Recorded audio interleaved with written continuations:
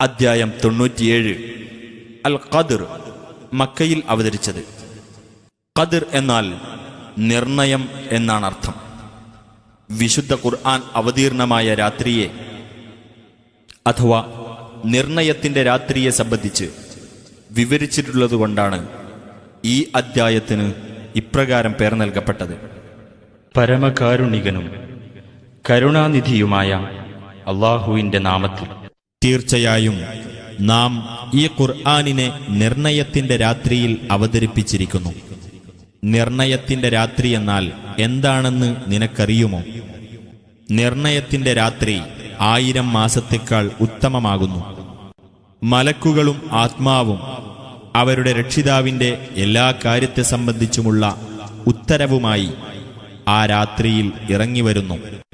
പ്രഭാതോദയം വരെ അത് സമാധാനമത്രേ.